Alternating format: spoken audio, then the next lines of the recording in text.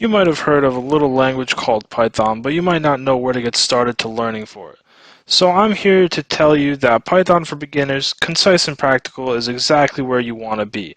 We have jam-packed sections full of course material, over 5.5 hours of lectures. Each lecture has course notes and a variety of assignments thrown in between. So you'll learn how to get started, you'll learn all the basics, and then you'll continue to learn cool and awesome things with Python.